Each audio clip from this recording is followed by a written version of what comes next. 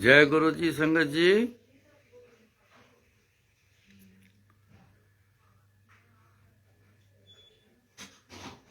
आज तो मेरे को भी ऐसा लग रहा है जैसे चिर भयो दर्शन देखे।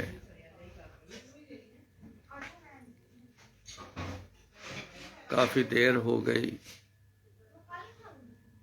आपसे रूबरू नहीं हो सका।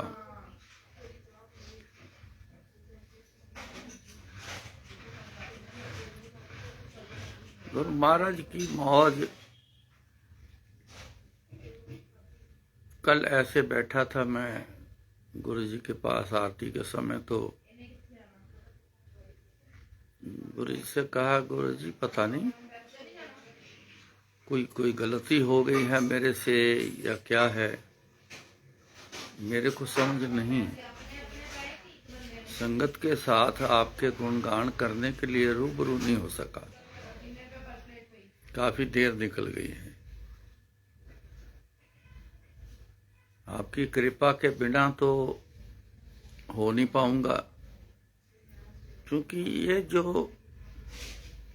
गुरु जी के पास जितने भी जो काम हैं, ये उनकी मर्जी से हैं, अपनी मर्जी से नहीं है। इसलिए गुरु महाराज ने कहा, करे करावे आपे आप, मानस के किछ नाही हाथ। दूसरा भी कई बार दोष देता है, खुद भी कई बार अपने आप को दोषी ले बैठता है, या किसी पे कोई ना कोई बहाना छोड़ता है। ये अपने अपने दिमाग के सारे खेल हैं। जिंदगी पूरी इस दिमाग के खेल से निकली है।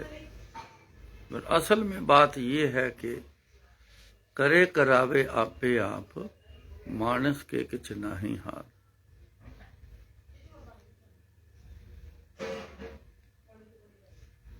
फिर एक जगह और कहा,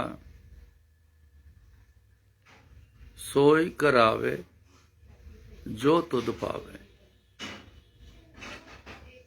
जो आपको अच्छा लगता है तो वही उससे कराता है, सबसे यही कराता है।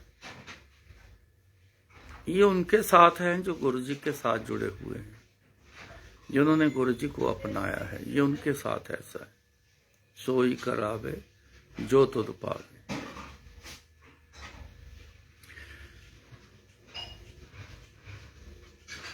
तजुर्बा तो बहुत है।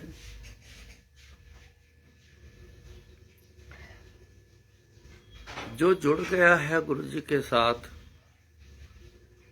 मैंने देखा है गुरु जी ना उससे कोई गलती होने नहीं देते। फिर जुड़ना क्या हुआ, अगर आदमी गलती कर गया तो, किसी का बन गया तो फिर गलती कर गया तो फिर क्या बना। ये एक पहचान है।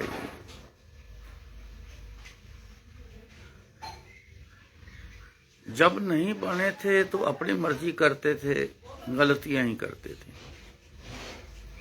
जिस दिन बन गए, बच गए, उस दिन गलतियां करने से बच गए। अगर गलती होने वाली बात अगर आई है सामने, कुछ करने को जा रहे हैं, तो गुरु जी रोक देते हैं। कई लोग सवाल करते हैं कि ऐसा क्यों हुआ, जैसे मेरा ही कारण समझ लो कि ब्लेसिंग में मेरा ख्याल है कि 2 महीने निकल गए हैं, रूबरू नहीं हो सका। तो सवाल करे कि ऐसा क्यों, आप आते क्यों नहीं।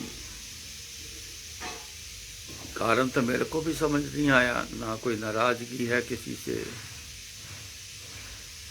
ना ये नहीं कि मन नहीं करता, मन बड़ा बेचैन होता है। जिस दिन गुरु जी का गुणगान ना करूं, बड़ा मन बेचैन होता है। ऐसा लगता है जैसे कुछ किया नहीं, कुछ अधूरापन है, कुछ रह गया है। पर बात वहीं आती है, सोई करावे जो तुध पावे।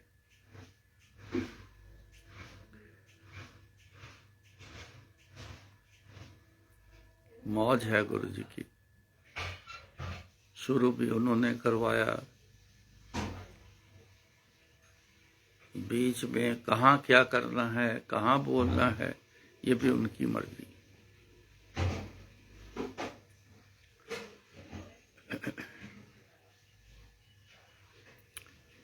जब मैं दिल्ली था,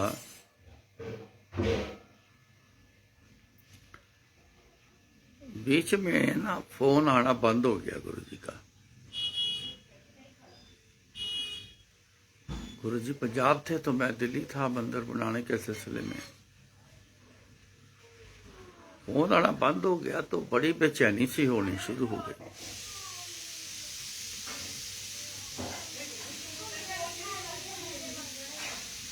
मैंने फोन किए भी, पड़ोसियों को फोन किया,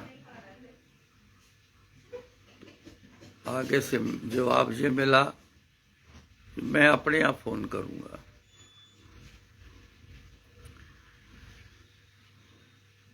दो तीन बार यही जवाब मिला कि मैं अपने आप फोन करूंगा,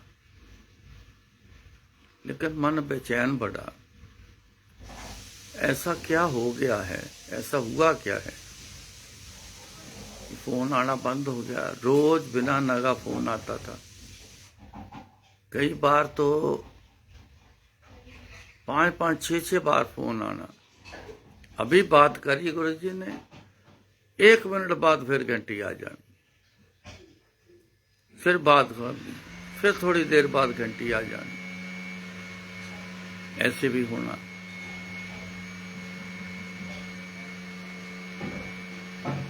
कुछ दिन निकले, 5-6 दिन निकले होंगे, मन न लगे, दिमाग में वही चलता रहा। तो क्या करूं, किससे बात करूं, कुछ पता चले कि फोन नहीं आ रहा है। फोन के सहारे तो मैं दिल्ली बैठा हूं, नहीं तो 24 घंटे गुरु जी के पास रहता था। अब इस सेवा में लगाया है तो एक ही तो सहारा है मेरे पास, गुरु जी का फोन, उनसे बात करना, एक ही तो सहारा है। इसमें क्या हो गया। फिर एक दिन फोन आया। जब फोन आया तो गुरु जी ने बात शुरू करी, तो उस बात का मैं जवाब देता रहा, जो बात करते रहे मैं जवाब देता रहा। बीच में गुंजाइश ना आए पूछने का, गुरु जी कोई गलती हो गई थी, क्या हुआ था। फोन बात करके कहते अच्छा मैं फिर बात करूंगा। फोन बंद हो गया। दूसरे दिन फिर फोन आया, फिर मैंने बात कर ली। तो बीच में मैंने पूछ ही लिया, मैं कहा गुरु जी ये 5-6 दिन जो निकले हैं गुरु जी, बड़े मुश्किल से निकले हैं। गुरु जी पहले तो मेरे को कारण बताओ कि कारण क्या है, मेरे से क्या गलती हुई है, मैं अपनी वो गलती सुधारूं, ठीक करूं। नहीं, कोई गलती नहीं, तू की कीता, तू कुछ नहीं कीता। मैं कहा गुरु जी फिर तुहाडा फोन क्यों नहीं आया सी। मैं कीता सी, तुसी जवाब दिंदे सी, कहंदे मैं आपे करांगा। तो मेरे को ने पता क्या कहा, कहते थोड़ी जी ब्रेक चंगी हुंदी है, थोड़ी जी ब्रेक विच चंगी हुंदी है, कशिश बनदी है इहदे नाल। मैं कहा कशिश तो बहुत बनी गुरु जी, इसमें तो कोई शंका नहीं। आखिर के 3-4 दिन तो कशिश बड़ी जबरदस्त बनी।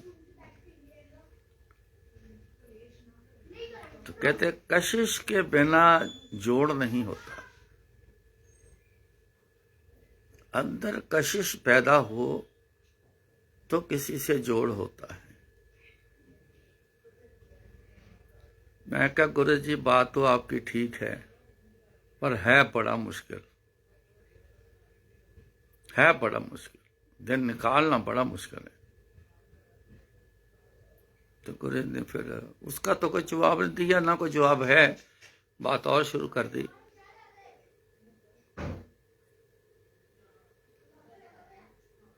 अभी बहुत दिनों से बड़ी कोशिश बनी हुई थी कि जूम के कहीं ना कहीं से सत्संग आते हैं वो तो कर जाता हूं, लेकिन इस तरफ क्या ऐसा हो गया है, कोशिश तो बड़ी बनी हुई थी। सो गुरु ने जैसा चाहा है, जैसा करवाया है वो ठीक करवाया है। सो आज कृपा की है रूबरू होने की, सो रूबरू हुआ हूं। बिना उनकी मर्जी से कुछ नहीं होना, न कर सकता हूं।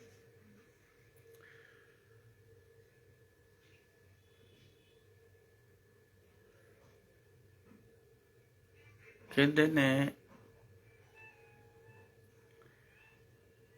परमात्मा जो करता है चंगा करता है, ये आम एक बात है कि परमात्मा जो करता है चंगा करता है।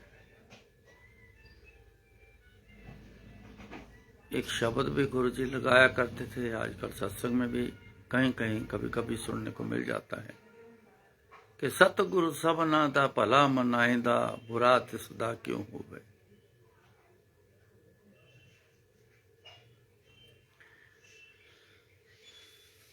गुरु जी हमेशा ही सबका भला करते हैं, सबकी तरफ ध्यान है।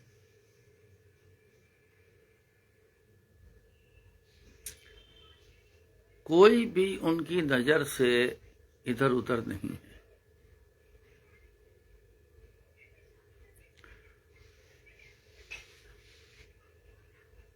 एक किसी का मेरे को फोन आया,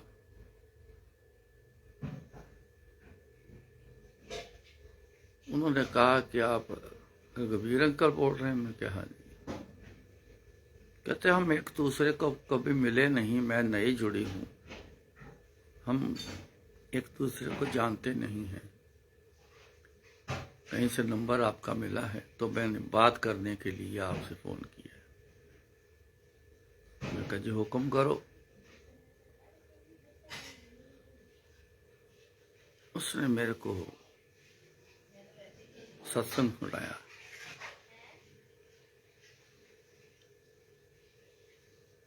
कहती अचानक दिन पलटे,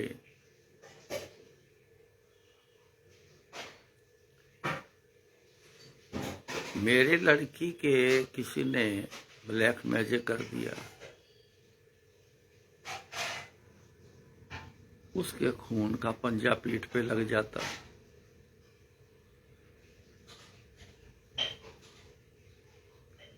मेरे हस्बैंड जेल चले गए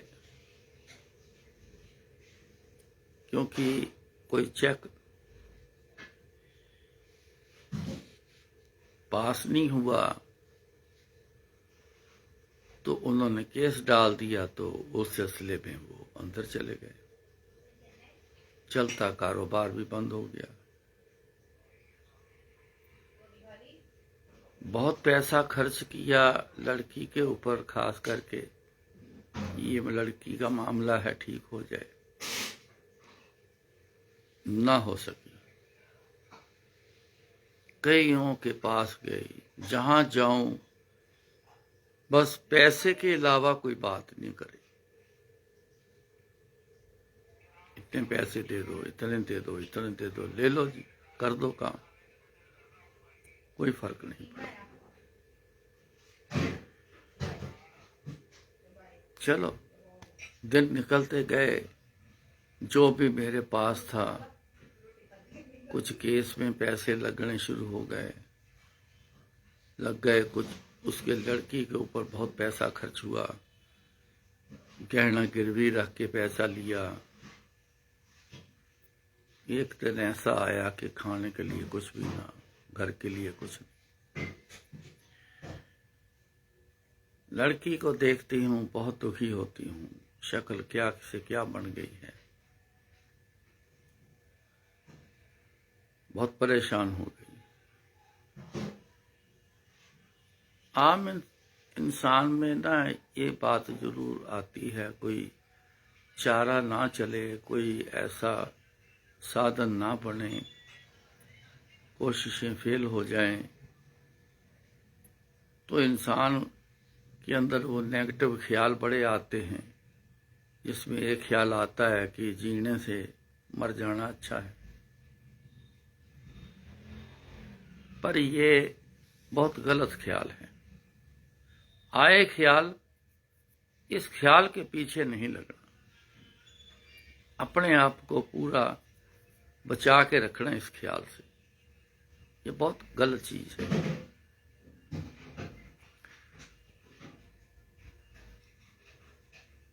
एक दिन डिसाइड कर लिया कि 2 बच्चे हैं, एक लड़का एक लड़की, सबको लेके खत्म हो जाते हैं, क्योंकि जिंदगी बेस्वाद हो गई। अब जो उसमें एक रस था वो खत्म हो गया। जिंदगी तो करोड़ों हैं, लेकिन यकीन करना, रस किसी किसी की जिंदगी में है।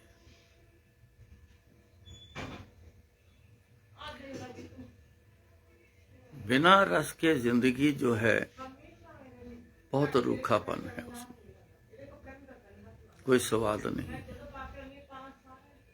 आप भी जानते हो,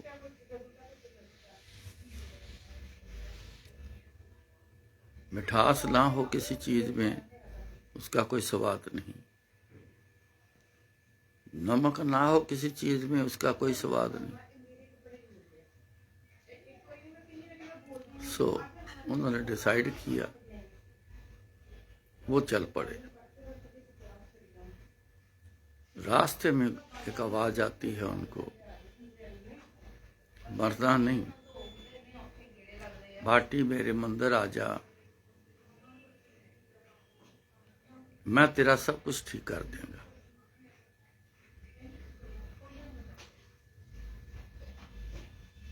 इधर उधर देखा, कुछ समझ नहीं आई।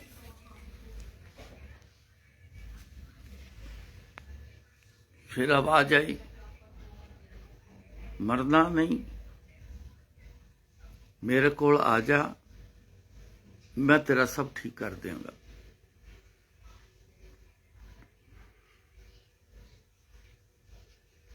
खड़े हो गए, सोचने लग गई, भाटी बंदर। फिर कहा बीच में, मैं गुरुजी बोलदा, सीधा उसको बोला, मैं गुरुजी बोलदा। उनकी कोई एक शायद कजन सिस्टर थी, वो गुरुजी के पास जाया करती थी।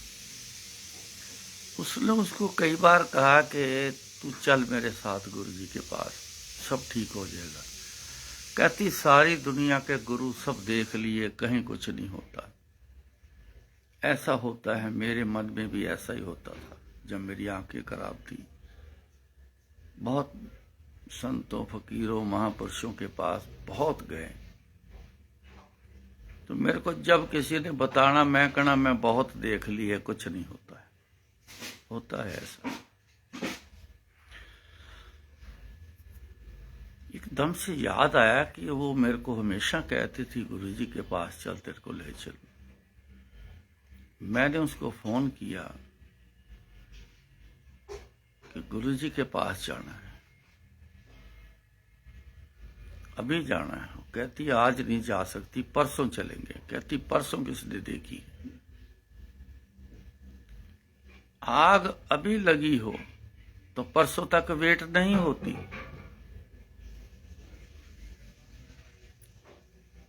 गुरुजी का बुलावा है, उसमें बड़ी तेजी है, अपने आप ही वहां से निकले। मारुति कार कहती, मैं उसमें बैठी, बच्चे साथ लिए। कुछ किलोमीटर आगे गई तो किसी गाड़ी से आमने सामने की या आगे पीछे से कहीं से बड़ी जोर से टक्कर हो गई।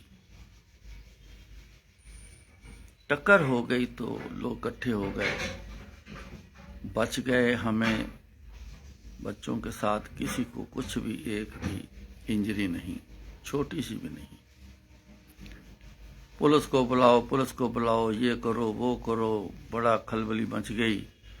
तो मैंने सोचा, कहने लगी कि मैं किस चक्कर में फंस गई, जाना तो गुरु जी के पास है, मैं किस चक्कर में फंस जाऊंगी।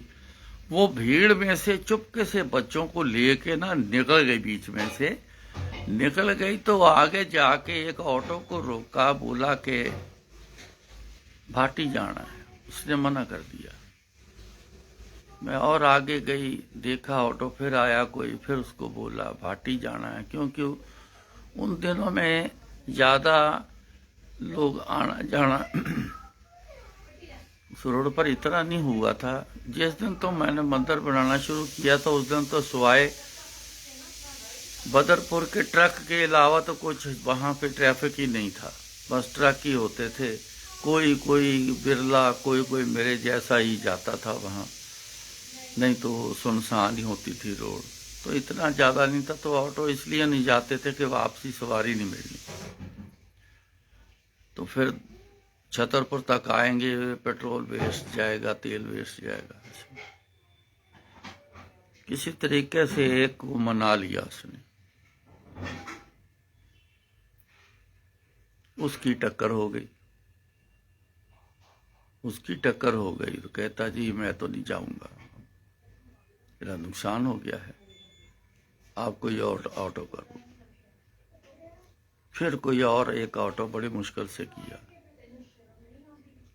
उसने कहा कि जब मंदिर जा रहे थे तो ऐसे बीच में हिचकोले खाए कि अभी इधर को पलटा, अभी इधर को पलटा, अभी इधर को पलटा, ऐसे ड्रामे शुरू हो गए उसके। तो उस ऑटो वाले ने पूछा कि आप कौन हो? कहते मतलब आप कौन इंसान हो, ये ऑटो क्या ड्रामे कर रहा है, आप में क्या है ऐसा? ये ऑटो कभी इधर पलटने को कर रहा है, कभी इधर पलटने, मैं तो नहीं जाऊंगा, आप उतरो मेरे ऑटो से। मिन्नतें करी, बड़े दुखी हैं, इसीलिए ठीक होने जा रहे हैं, हमारी मदद कर। जो लेके जा रहे हैं, जिन्होंने बुलाया है, कुछ नहीं होने देंगे, तू चले। उसने हौसला रखा, वो लेके धीरे धीरे वहां पहुंच गया। उसने कहा मैं अंदर गई, मेरे को कुछ समझ नहीं आया, मैं अंदर गई, जाके बैठ गई, खूब रोई वहां बैठ के।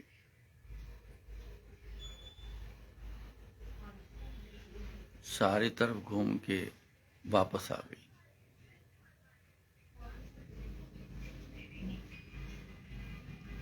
कुछ दिन निकले, मैंने चेक किया, उसकी पीठ पे कोई पंजा नहीं लगा। वो यहां तक कहा उसने कि वो दीवार पे हाथ लगाती थी तो दीवार पे पंजा खून का लग जाता। कुछ ऐसी स्टोरी उसने बताई।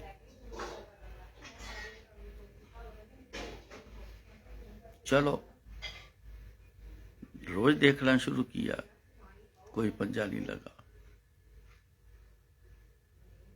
फिर बीच में मौका बना, फिर गुरुजी के पास गई, हाजिरी लगा के आई। पता नहीं कितने दिन निकले कि अचानक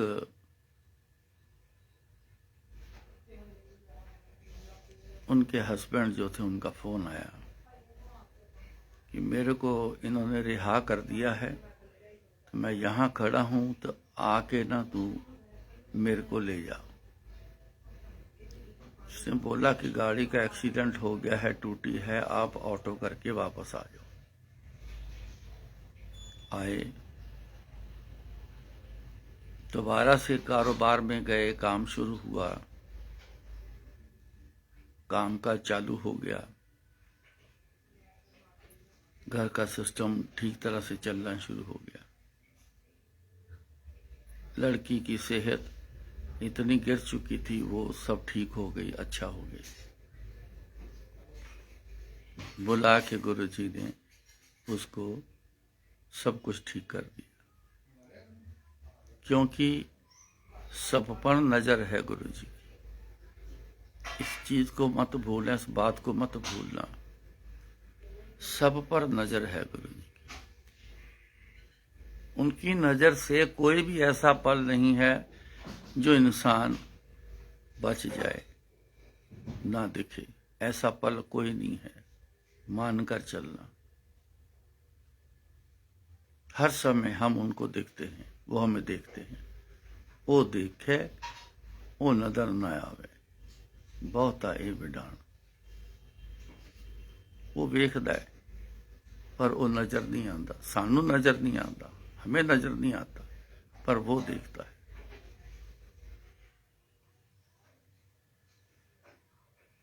कुछ दिन निकले, महीना 1.5 महीना निकला होगा। जलंधर मंदिर में बैठा हूं, एक लेडी आई, खूब सारे गहने पहने हुए। इतने गहने पहने थे जैसे भी सोचोगा कि सारे ही पहन के चली जाऊं, पीछे छोड़ू ही कोई ना। आई, माथा टेका, संगत में बैठ गई। शब्द चल रहे थे। थोड़ी देर बाद वो बोली, कहने लगी, मैं कुछ आपको सुनाना चाहती हूँ। एकदम से देखा, ऐसा क्यों कोई बोला है, क्या सुनाना है? क्या सुनाना है? कुछ सुनाने वाली बात होगी तो यहाँ चलेगी, अगर कोई और बात होगी गुरुजी के अलावा तो नहीं चलेगी। नहीं, गुरुजी की ही बात है, उन्हीं का एक सत्संग है। आप सुनोगे, आप हैरान हो जाओगे। सारे अट्रैक्ट हो गए कि सुनाओ। तो मैंने जो सुनाया 100% वो ही उसने सुनाया। जैसे शुरू हुआ सुनाने तो मेरे को याद आ गया, मैं का फोन आया था। तो जब उन्होंने सत्संग पूरा किया, मैं क्या आप ही थे जिसने फोन किया है? मैं रघुवीर अंकल हूं। हाँ जी, हाँ जी। उसने बताया कि गुरुजी की ऐसी कृपा बरसी, जैसे धन निकला था ना घर से, वैसे ही धन घर के अंदर आना शुरू हुआ। तो कुछ जो गिरवी रखे थे गहने, वो मैंने ये छुड़वाए हैं। कुछ जो बिक गए थे वैसे सेम डिजाइन के फिर मैंने बनवाए हैं। तो मैं यहां जलंधर किसी एक शादी में आई हूं, तो मेरे को पता चला था कि जलंधर मंदिर, तो मैं तैयार होके पहले गुरुजी के यहाँ हाजिरी लगा के फिर मैं शादी में, अब यहाँ से सीधा उस शादी वाले जगह पर जाऊंगी।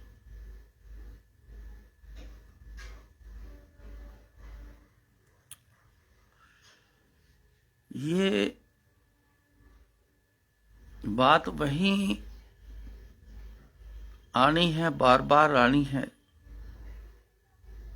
सोई करावे जो तुद पावे, या समझ लो, करे करावे आपे आप, मानस के किछ नाही हाथ। ये भी समझ लो, डोरी हाथ तुम्हारे, जी जंत तेरे तारे। सबकी डोरी उनके हाथ में है। बिना डोर के कोई जीव नहीं है, सबकी डोर उनके हाथ में। जिसकी डोर छूटी वो गया, वो गया। इसलिए कभी भी ऐसा ना सोचना कि कोई हमें नहीं देखता है। हर समय गुरु जी हमें देखते हैं, हर समय। मेरे साथ हुआ,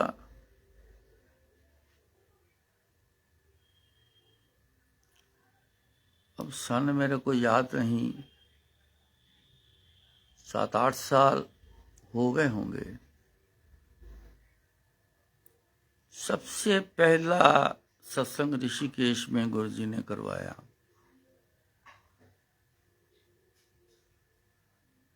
हुआ कैसे कि कोई एक हमारे संगत में बड़े सज्जन अच्छे पुरुष, पेशे से वकील हैं, उन्होंने मेरे को कहा कि हम हर साल ऋषिकेश जाते हैं, इस बार आप दोनों मियाँ बीबी को आपको साथ लेके जाएंगे, आप तैयारी करो, इस दिन को जाना है। मैंने कहा आप जाओ, मेरे ससुराल ऋषिकेश में ही है, सारी जिंदगी जाते रहे हैं, जाते रहेंगे, सो आप चले जाओ, हम कभी फिर कभी बनाएंगे, जब हमारा बनेगा बता देंगे, इकट्ठे चल पड़ेंगे। नहीं जी, आपको लेके जाना है। जिद कर गए, इतनी जिद कर गए कि मेरे को हाँ करनी पड़ी। वो जिद भी एक राज थी, मेरे को हाँ करनी पड़ी। जिस दिन जाना था गाड़ी में बैठे चले गए। वानप्रस्थ आश्रम एक है, शहर की तरफ से गंगा पार है, जहां गीता मंदिर बोलते हैं, जहां जिस तरफ है उस तरफ।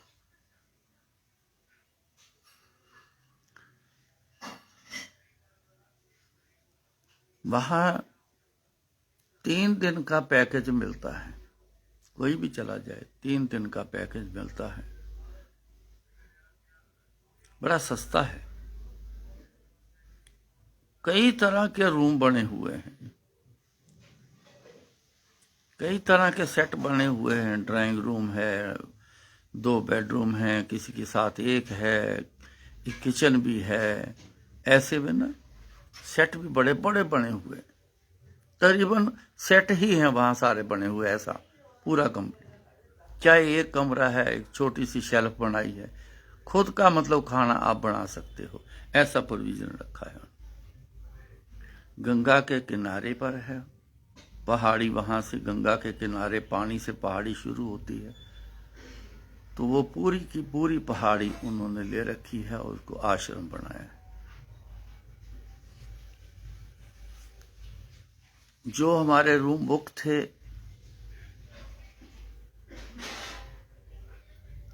तो वहां दरवाजा उन्होंने खोल दिया, हम अंदर सामान रखा, फ्रेश हुए, चलो कुछ खा के आते हैं, समय है खाने का।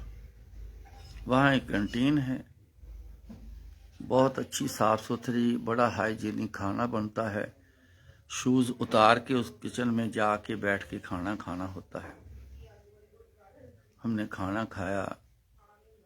अब क्या प्रोग्राम है जी, चलो गंगा जी पे चलते चलते।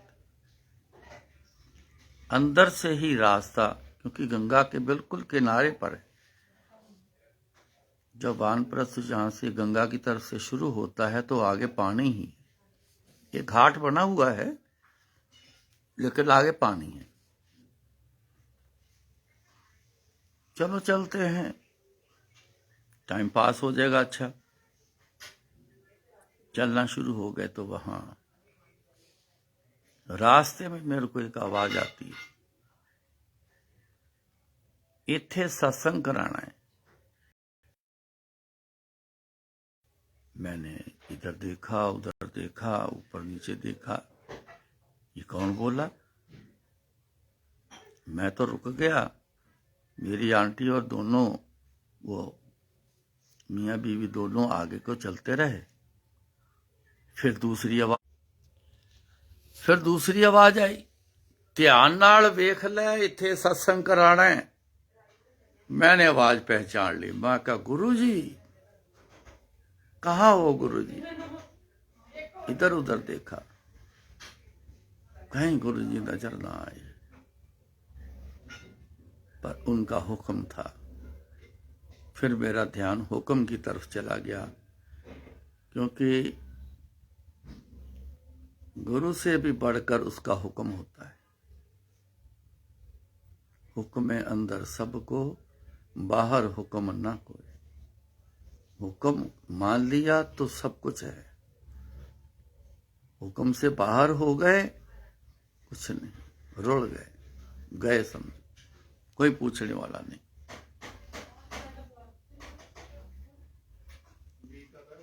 मैंने चारों तरफ देखा, इतने में तीनों ने देखा कि लगता है कि मैं उनके साथ नहीं। तो उन्होंने देखा वाकई में साथ नहीं था। वो थोड़ा आगे निकल गए, पीछे मुड़े, आवाज दी, क्या हुआ? मैंने हाथ से इशारा किया कि 1 मिनट रुको।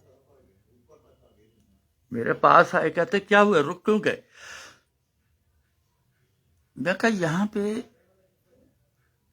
क्योंकि जिस पैसेज पर मैं खड़ा था, जा रहे थे, उसके राइट साइड में दूर सारी बिल्डिंग ही बनी पड़ी है। वहां पे बिल्डिंग, जिधर ध्यान मारो बिल्डिंग बनी है।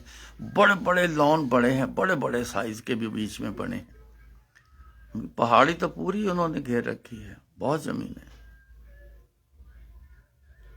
तो जहां मेरी लेफ्ट साइड थी वहां हैज थी एक, हैज के अंदरली तरफ भी बिल्डिंग बनी हुई थी। अब मैंने बात को दोबारा से समझा कि ध्यान नाल वेख, इत्थे सत्संग कराना है।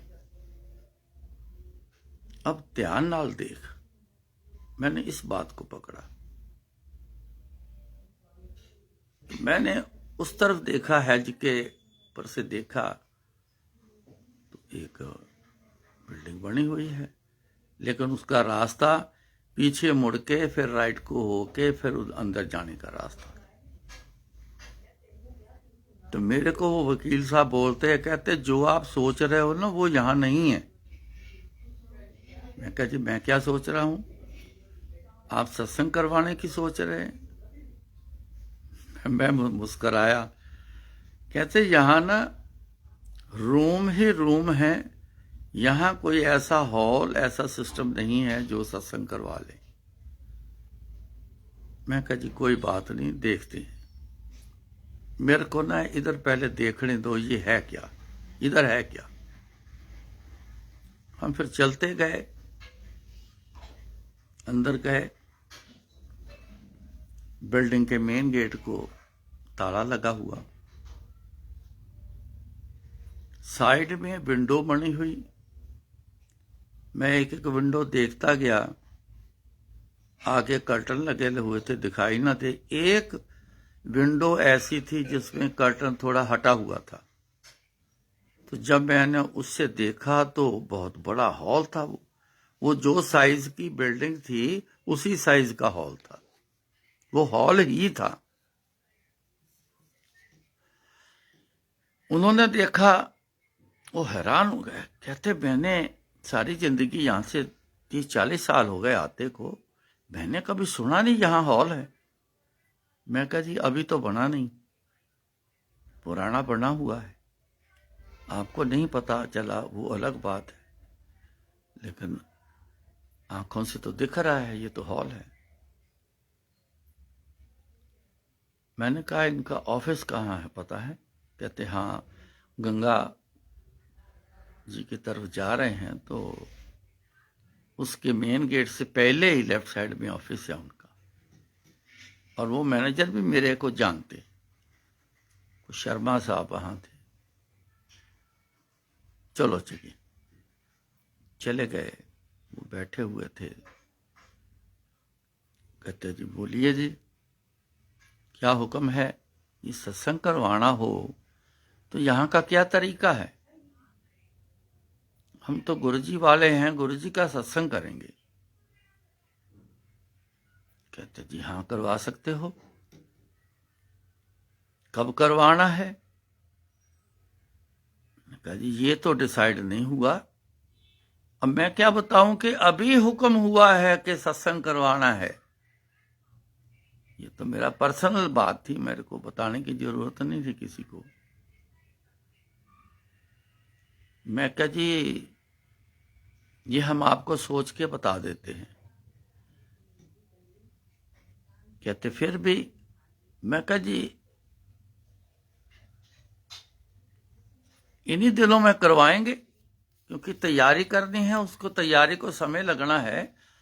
हमें एक आध महीना मिल जाए, टाइम समय मिल जाए तो हमने फिर करवाना है।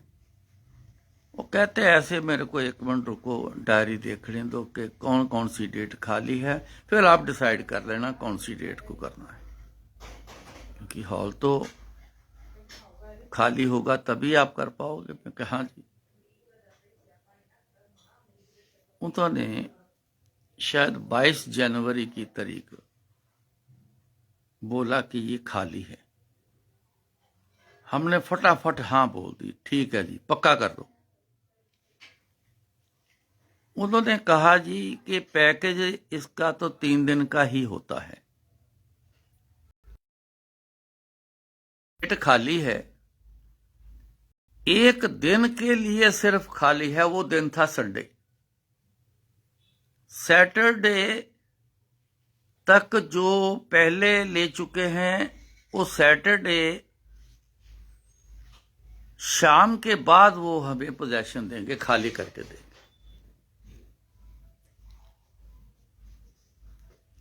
सोचा शाम को खाली करते हैं तो हमें फिर रात मेहनत करनी पड़ेगी, सारी रात लगेगी फिर तो, जब तक तैयारी करनी थी।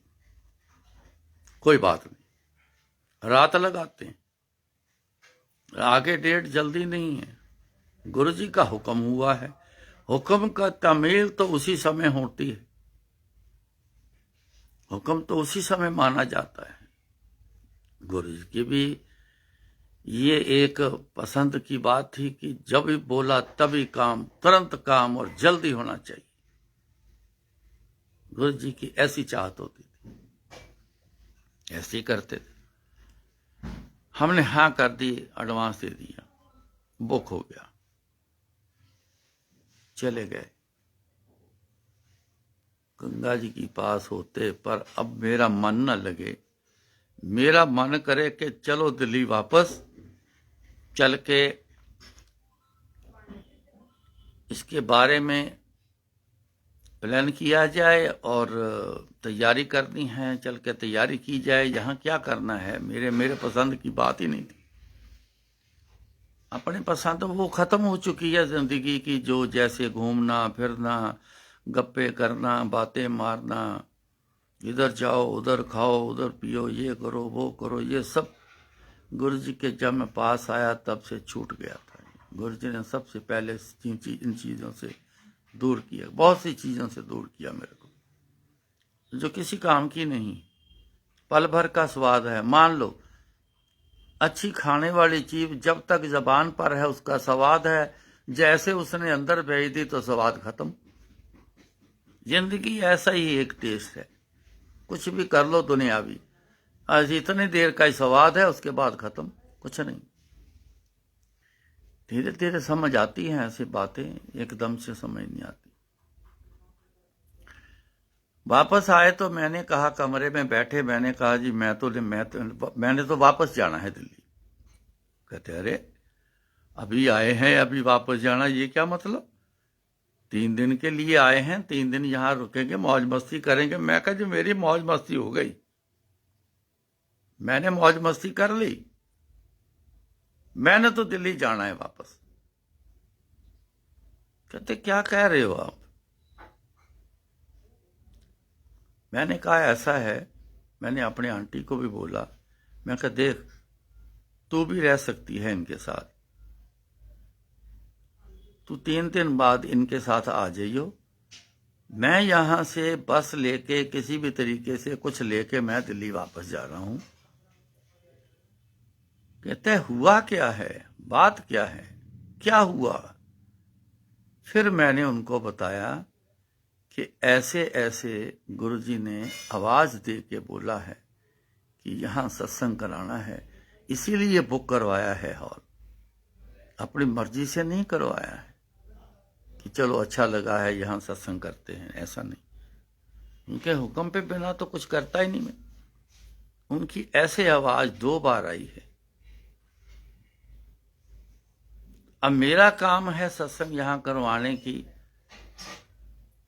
सेवा, जाके सेवा करनी है, इंतजाम करने की, प्लान करने की, टीम बनानी है जाके। मेरा मन नहीं है रुकने को, मेरे से नहीं रुका जा रहा।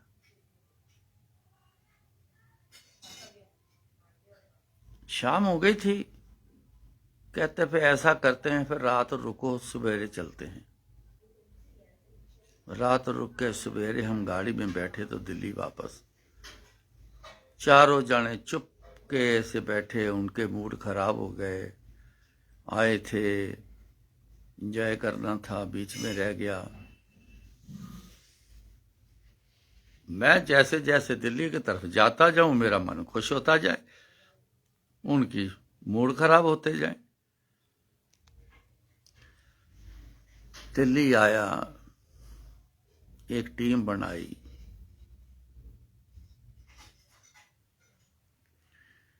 जो मेरे बड़े क्लोज थे, अच्छे सज्जन थे, उनके साथ मैंने बातचीत करी कि अकेले का काम नहीं है, आप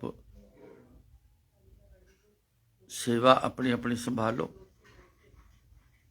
हमने 4 लोग थे, हमने चारों ने आपस में एक प्लान किया और अपनी अपनी सेवा बांट ली।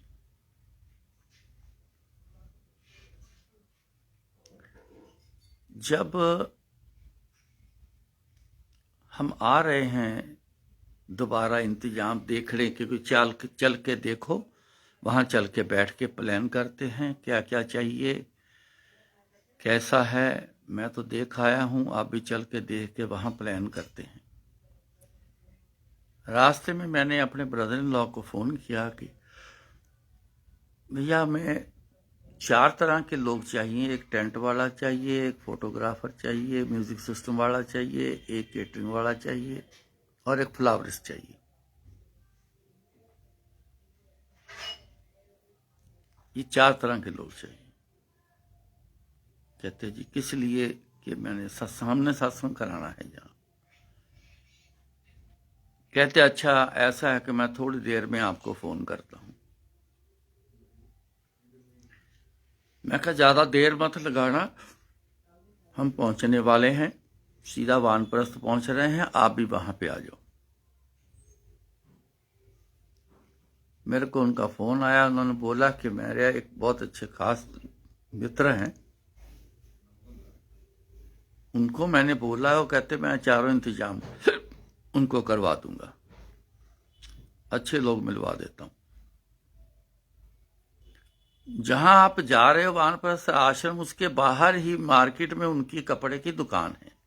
ये नाम है, ये नंबर मैं भेज रहा हूं आपको, आप उनको जाके सीधा मिल लो, सारा आपका काम करवा दें।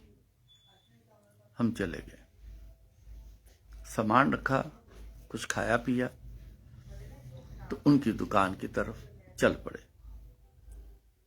पीछे गेट से बाहर निकले, मार्केट थी,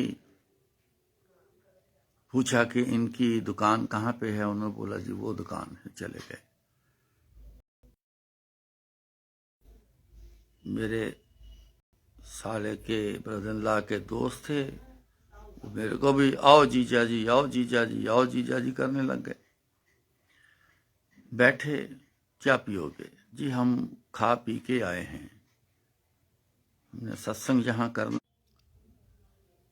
तो नहीं, कहते जी बिना खाए पिए मैंने तो आपसे बात ही नहीं करनी। बड़ी अजीब सी बात बन गई। हम पूरा खा पी के गए, पेट फुल हमारा। अच्छा चलो ठीक है जी, चाय पी लेते हैं। चाय पियोगे या कॉफी पियोगे? बोला चलो कॉफी मंगवा लो जी। उन्होंने साथ में खाने का सामान भी मंगवा लिया। अब देख के मेरा तो मन खाया बाहर आने को करे, इतना भारी खाना कौन खाएगा। वो कहने लगे जब तक आप खाओ पियोगे नहीं मैंने बात ही नहीं करनी। अजीब बात है यार। चलो जैसे तैसे थोड़ा थोड़ा कुछ खाया, कॉफी पी, तो फिर बात शुरू हुई। हाँ जी, बीच बीच में ना जा रहा है बीच बीच में, चलो कोई बात नहीं, ये भी गुरु की मौज है। तो देखिएगा गुरु जी की क्या करनी क्या है। सोई करावे जो तुध पावे। उन्होंने फोन उठाया अपना, 4 लोगों को फोन किया, कैटरिंग वाले को, फ्लावरिस्ट को, टेंट वाले को और म्यूजिक सिस्टम वाले को। चारों ने कहा जी कोई कहता 5 मिनट आते हैं, कोई कह रहा है 10 मिनट में आ रहे हैं, कहता जल्दी आ जाओ। चारों बंदे आ गए जी। हमने नहीं बोला, बोलना था, उन्होंने खुद ही फोन उठा के बोल दिया। एकदम से बड़े हैरान हो गए। चलो इनको पता होगा कि सत्संग में ये चीजें चाहिए, ये जानते होंगे। हो गई बात। सबसे पहले कैटरिंग वाले से बात हुई। हमने वो डायरी खोली तो मेन्यू बताने लगे तो उन्होंने बोला जी आप एक मिनट चुप करो। नहीं जी, चुप करने से तो बात बननी नहीं है। हमारा क्या, हमारी डिमांड है, ये हमने इनको बतानी है, तभी तो वो खाना बनेगा ना। कैसा खाना चाहिए वो भी हम बताएंगे, किस टाइप का खाना बनना है। कहते जी आप चुप रहो, मैं सब जानता हूं। जी आप कैसे जानते हो? आप गुरु जी के बारे में जानते हो? कहते जी मेरे को आप बात करने दोगे? मैं चुप कर गया। चुप कर गया तो उन्होंने बोला ले कागज पेंसिल लिख। जो मेन्यू हमने लिखा था, चटनी तक कौन सी वाली चटनी बनानी है, सारे का सारा मेन्यू उस बंदे ने बोल के उसको वो लिखवा दिया। हम हिल गए, वहां बैठे हैरान हो गए कि इसको कैसे पता। उन्होंने कहा सारा खाना देसी घी में बनेगा। गुरु जी का लंगर भी शुरू से ही देसी घी में बनता है। बड़े हैरान हो गए। मैंने बोला जी कि ऐसा है कि 200 ज्यादा से ज्यादा 250 बंदे का खाना हो, क्योंकि संगत सारी दिल्ली से आनी है, यहां संगत कोई नहीं है ऋषिकेश में। आश्रम के कुछ लोग होंगे, में ज्यादा से ज्यादा 300 आदमी खाना खा सकें, लेकिन 250 बंदे का खाना तैयार कर दें। वो शख्स उनको बोलते हैं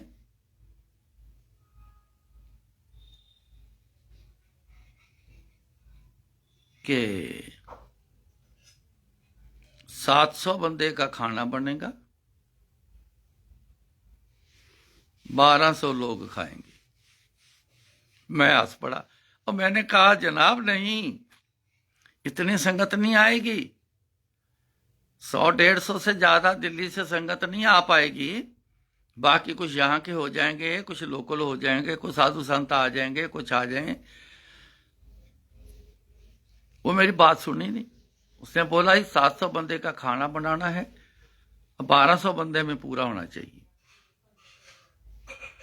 बोल कितने पैसे लेगा?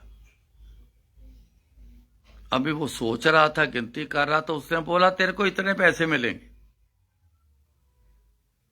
खाना एकदम बहुत बढ़िया खाना बनना चाहिए, उसमें कोई कमी नहीं होनी चाहिए। अपना ड्रॉर खोला, उसमें से 20,000 रुपया निकाला, सीधा उसके हाथ में एडवांस पकड़ा दिया, ये लो जी एडवांस। मैं कहा जी पैसे हमारे पास है, मैं देता हूं पैसे, हम देते हैं। तो फिर वो बोले फ्लावरिस्ट को, तो इनके साथ वहां मौके पे जाओ, देखो जाके इनकी बात सारी समझो, कैसी डेकोरेशन करनी है,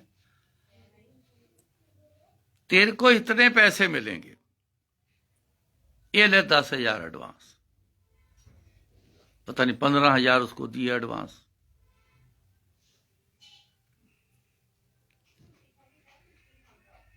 टेंट वाला थोड़ा लेट आया, उसको बोला कि तू जाके देख इनको क्या क्या चाहिए, कहा कैसा बिछौना करना है, वाइट चादर है आपके पास, है ना, नई वाली चादर है, कोई दाग तो नहीं लगे? जी नहीं, बहुत नई वाली भी मिल जाएंगी, यूज भी है पर धुली हुई अच्छी भी है, नहीं नई वाली चाहिए। ठीक है जी। उसको भी एडवांस दे दिया 10,000। साउंड सिस्टम वाले का, हाँ भी तेरा सिस्टम का कैसा है, आवाज थोड़ी वाला है, ज्यादा वाला है, बड़ा सिस्टम है, छोटा है, कैसा है? कहता जी सारे टाइप का है। उन्होंने बोला बढ़िया वाला म्यूजिक सिस्टम तेरे पास कौन सा है? उसने बोला कि ये फलाना है जी, बहुत बढ़िया, आप आवाज सुन लेना पहले, फिर मेरे को हाँ करना। उसने बोला चल ठीक है, ये पकड़ 10,000 एडवांस, तेरे को इतने मिलेंगे। तो 45,000 रुपया उसने अपने पल्ले से दे दिया। हमने पैसे निकाले, जिनके पास बैग था, पैसे थे उनके, उन्होंने निकाल के 45,000 दिया। वो लेना कहते कोई बात नहीं, आ जाएंगे, तो आप सत्संग करो, आ जाएंगे पैसे, कोई बात नहीं। नहीं जी नहीं, जब हम लाए हैं फिर ऐसा क्यों, बाद में जो देने हैं अभी दे देने हैं। तो मैंने वो पैसे पकड़ के जब उसका ड्रॉर खोल के, तो ड्रॉर में पैसे डालने पड़े, वो पैसे नहीं ले रहा था, इतना मान रखा उसने। चलो गुरु महाराज की कृपा होती है तभी मान रखता है कोई। हम वापस आ गए वहां से।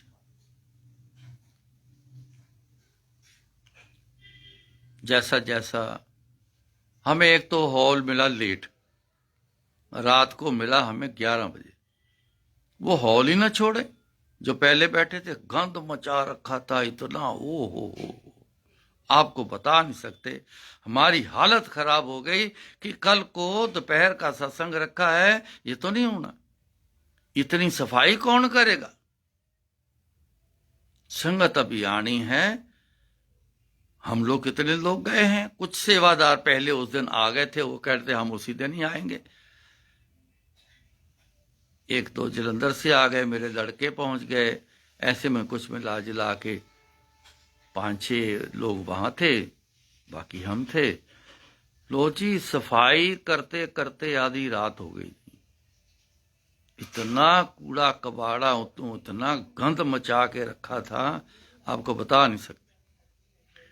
चलो गुरु जी की कृपा हुई, वो हमारे लिए अच्छा था, वो शायद किया था कि जितनी सफाई आप करोगे उतने आपके कर्म साफ होंगे। ये होता है, ऐसा ही होता है, ऐसा ही होता है हमेशा। गुरु जी की कृपा थी, हमने कृपा गुरु जी की समझ के वो सेवा की। सारी रात तैयारी करते रहे, फ्लावरिस्ट अपना लग गया, टेंट वाला अपना लग गया, सवेरे म्यूजिक सिस्टम वाला आ गया, सारे तैयारी करते करते पूरे बहुत फर्स्ट क्लास टाइम पर तैयारी हो गई। तैयारी हो गई तो सत्संग शुरू हो गया, जोत कर दी गई, सत्संग शुरू हो गया। अब देखो गुरु जी की मौज की बात बताता हूं। करीबन कोई सत्संग समाप्त होने में, आरती मतलब होने में कोई आधा घंटा या 20-25 मिनट रह गए बाकी। तो मेरी आंटी मेरे साथ बैठी हैं, जितने में हम दिल्ली से हम गए थे टीम वाले, वो सब इकट्ठे एक तरफ बैठे। तो मेरी आंटी मेरे को बोली, तो मैंने थोड़ा सा ऐसे करके चुप कराया कि सत्संग में नहीं बोल रहा, हम दूसरों को कैसे समझाएंगे, खुद ही बातें करेंगे। उसने बोला सुनो तो सही था 1 मिनट। अब आंटी जरा थोड़ी सी आंख खोल के बात कर दे तो बंदा कैसे नहीं सुनता। मैंने कहा बोल। कहती अभी गुरुजी आए थे। सचमुच कह रही हूं, सचमुच गुरुजी आए, मेरे पीछे की तरफ आए, मेरे शोल्डर पकड़कर गुरुजी बोले, कहंदे इथे मेरे वाली आरती लगाना ते गुरबाणी आरती लगाना।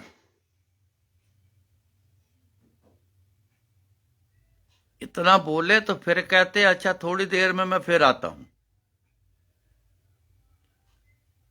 मैंने पीछे मुड़ के देखा तो गुरुजी की हल्की सी एक परछाई सी जैसे होती है, ऐसे मेरे को दिखी। बस गुरु चले। मैंने उनका मैसेज आपको दे दिया, अब आप जानो, आपका काम जाने। वो जो आंटी मेरे साथ बैठी थी वो तो कुछ इशारा किया, क्या हुआ। मैंने धीरे से उसके कान में बोला कि ऐसे गुरुजी कहती आए हैं, शोल्डर मेरे पकड़े हैं और मेरे को बोल के गए हैं कि ये दो दो आरती लगानी, एक मेरी वाली आरती और एक गुरबाणी आरती। हम बड़े हैरान कि गुरुजी वाली कौन सी आरती। गुरबाणी आरती था तो पता, वो तो शुरू से गुरुजी लगवाते थे, जलंधर थे जब से, तब से जब ईमान आना मौज आनी तो मेरा कहना गुरबाणी आरती लगा देनी। और बड़े प्यार से, बड़े आराम से बैठ के चुपके से सुनना। गुरु ने बड़े ध्यान से सुनते थे। तो कहा ये गुरुजी वाली आरती, ना मेरे पास गुरबाणी की आरती है ना गुरुजी की आरती है। गुरुजी की आरती हमने तो कभी सुनी नहीं।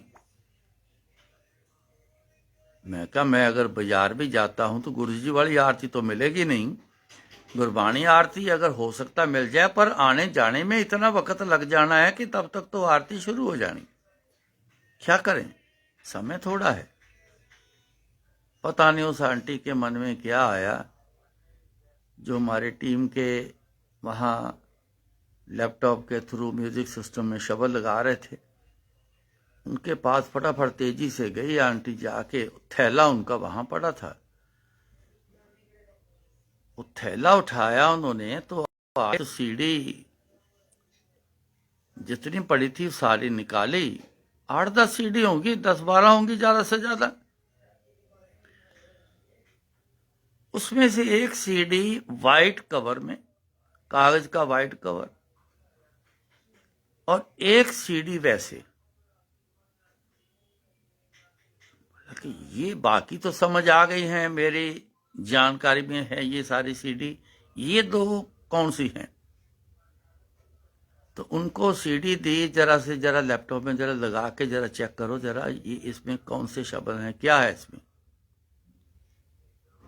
एक में निकली गुरबाणी आरती।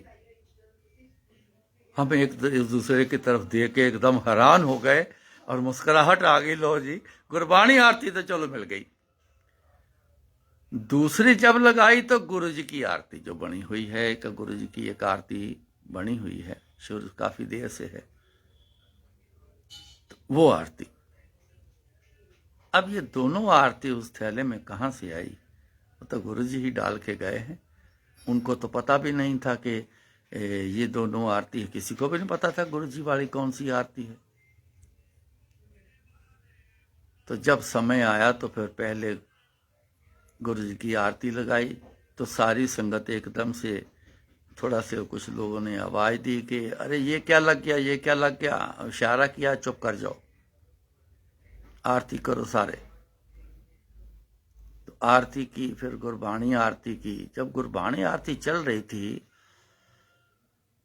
तो उसमें एक ना फूल के बारे में एक लाइन आती है।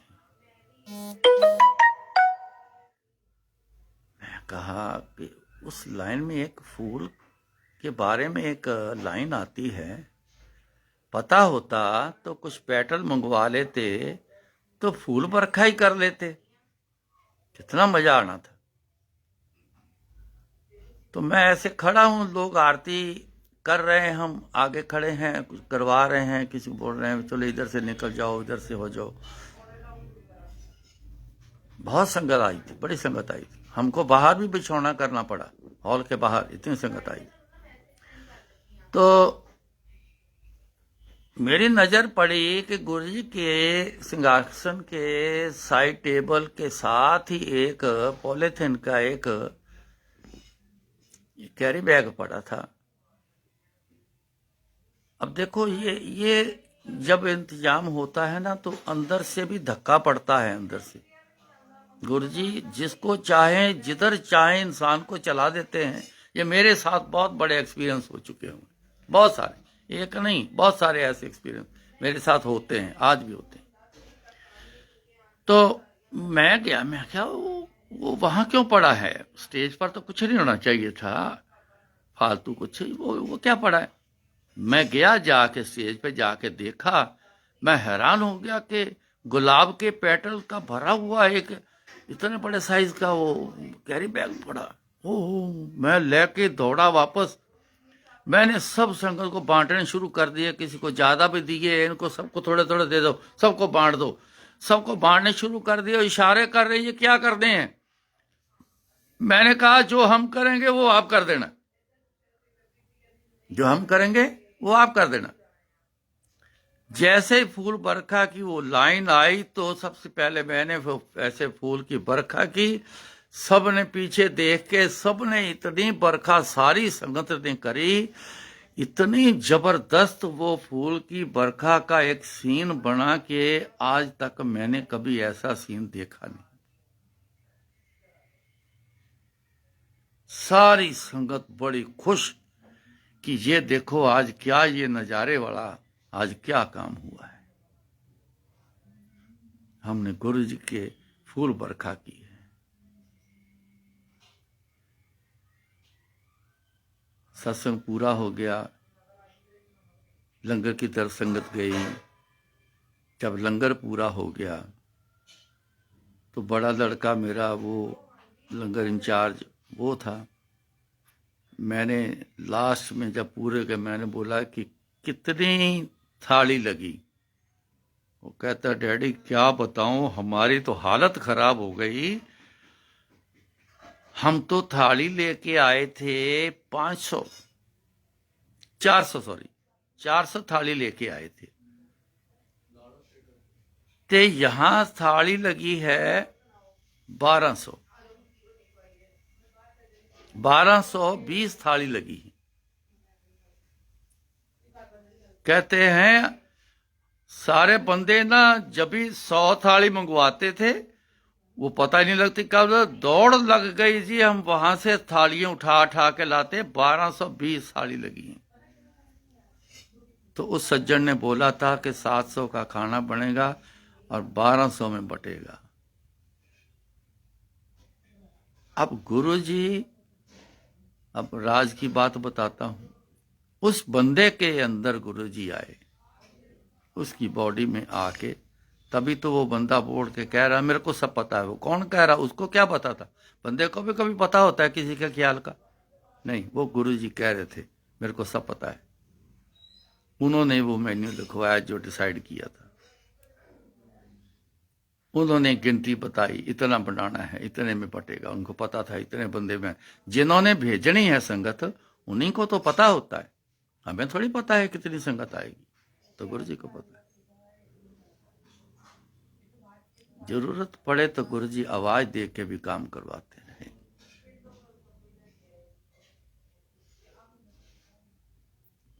सोई करावे जो तुध पावे। उन्होंने ही सत्संग बोल के रखवाया, उन्होंने ही इंतजाम करवाया, उन्होंने ही गिनती पूरी करी, उन्होंने ही सब कुछ कराया। संगत जी, एक बात जरूर समझ में रखना, आज भी जिस घर में सत्संग होता है, मत समझना कि मैं करवा रहा हूं, मैं कर रहा हूं, मैंने करना है, मैंने ये करना है, मैंने वो करना है। नहीं, सत्संग किसका है? हमारा तुम्हारा नहीं है। जो बोले कि हमने करना है, हमारे घर पे है, ये सत्संग गुरु जी का है।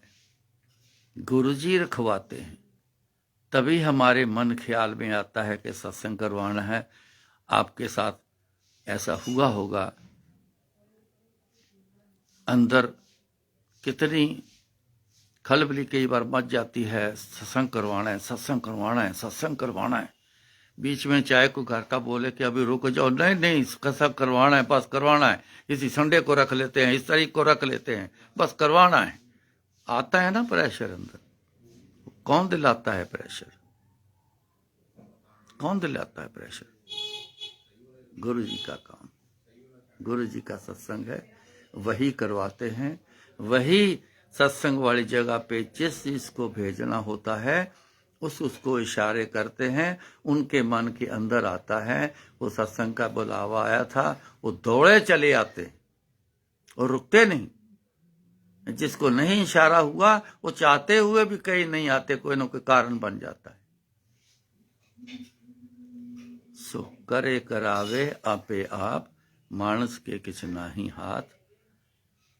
सोई करावे जो तुद पावे, मोहे सियाणप कछु न आवे। डोरी हाथ तुम्हारे, जी जंत तेरे तारे।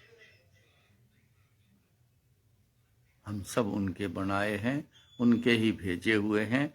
याद है किसी को कि आप बोल के आए हो दुनिया में, मेरे को इस घर में भेज दो, मेरे को बंदा बना दो, मेरे को औरत बना दो, मेरे को कब भेजो?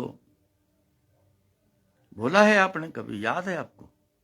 कोई नहीं बोल सकता। पता ही नहीं चलता कब आत्मा निकलती है, किसी को पता ही नहीं चलता। कब आत्मा किसी दूसरे नए शरीर में आती है, पता ही नहीं चलता। बोलेगा कब? वही करता है। जी जंत तेरे तारे, हम सब उसके भेजे हुए हैं। सो बस ये आप मान के चलो, गुरु जी के अलावा कुछ नहीं। जो कुछ है सो तेरा, तेरा तुझको सौंप दूं, क्या लागे मेरा। जो कुछ है सो तेरा, सब कुछ उनका है। उनका दिया शरीर से लेके दुनिया की हर चीज, कमाई तक, अगर उन्हीं का दिया सब कुछ अगर उनको आप दे दोगे तो आपका क्या बचा? जीरो, कुछ नहीं बचा। शरीर भी नहीं बचा, शरीर उनका दिया है, क्या लागे मेरा। फिर भी हम हटते नहीं। मेरा मेरा मेरा मेरा, तेरा तेरा तेरा तेरा, मेरा मेरा मेरा मेरा, इसी में लगे। ये मेरा है, ये मेरा है, इतना मेरा है, यहां तक भी इतना मेरा है। तेरा तो है ही कुछ नहीं, तो शरीर भी तेरा नहीं है। रोक लेना, जिस दिन खत्म होना है शरीर ने, जो तेरा हो तो रोक ले। सो गुरु जी गुरु जी गुरु जी ही हैं सब। बस गुरु जी के पीछे सब कुछ है। हम भी गुरु जी से पीछे हैं, उनके नजर के नीचे हैं। वो हमेशा देखते हैं, वो देखे वो नजर न आवे। वो देखते हैं, सब कुछ वही करवाते हैं। मानकर चलो तो और अच्छा मिलेगा, नहीं मानकर चलोगे तो बोलेंगे जा फिर तू करता, फिर जा फिर तू कर ले। आप तो मौज करने वाले इंसान वो हमेशा उनकी अपने गुरु की रजा में रहते हैं। उनका उनका ये गुरु जी का गुरु जी का गुरु जी का ऐसे ही कहते रहे। गुरु जी सब आपका है, सब आपका है, हम आपके हैं। ये शरीर आपका है, ये आत्मा आपकी है, ये दुनिया आपकी है, सब कुछ आपका है। बस मेहर वाली नजर हमारे पे बनाए रखना।